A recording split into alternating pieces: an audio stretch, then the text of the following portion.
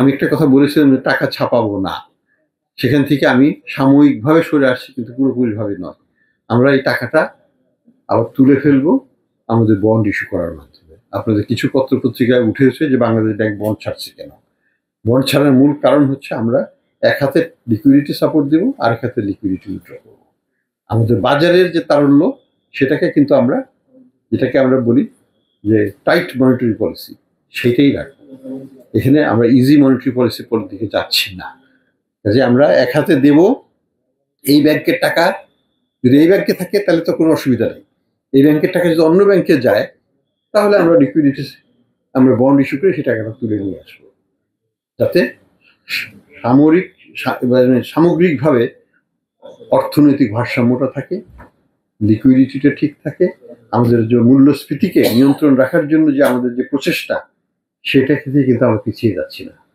কাজে এটা কিন্তু টাকা ছাপানো বলবো, আবার এট দ্য সেম টাইম টাকাটাকে আমি কিন্তু নিয়েও আসবো। আমার মনিটারি পলিসি কিন্তু পুরোপুরিভাবে নিউট্রাল থাকবে, অর্থাৎ আগের মতোই টাইট থাকবে। ইট ইজ নট মানে সহজীকরণ হচ্ছে না, এটার মাধ্যমে এটাকে আমরা নিউট্রালাইজ করে ফেলবো আগামী কয়েক সপ্তাহের মধ্যে। এই টাকাটা আমরা অন্য খান থেকে তুলে ফেলবো, কিন্তু এই গ্রাহকদের কোনো অসুবিধা হবে না, বাজারকেও আমরা অস্থিতিশীল করবো না, আমরা সুন্দরভাবে এটাকে ম্যানেজ করার চেষ্টা করবো এবং করবো ইনশাল্লাহ। আমরা 22,500 মনে হয়,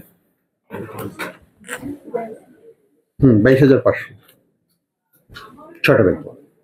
এই টাকা তো বিনা পয়সায় নেয়, এটাও ইন্টারেস্ট আছে, সেটাকেও শোধ করতে হবে, সরকারের টাকা সরকারকে ফেরত দিতেও হবে। ইটস নট এ ফ্রি মানি, এটা মনে রাখবে। 2 নম্বর হলো, অবশ্যই কিছু কিছু ব্যাংকের ক্ষেত্রে, যেমন ইসলামী ব্যাংকের ক্ষেত্রে, ইসলামী ব্যাংকের চেয়ারম্যান সাহেব যখন ছিলেন উনি বলেছিলেন কতবার গত বয়সে যে ওনারা তাদের শেয়ারগুলোকে নতুন মালিকানায় বিক্রি করবেন এবং সেখান থেকে টাকা উদ্ধার করবেন। তো সে টাকা তো আছেই,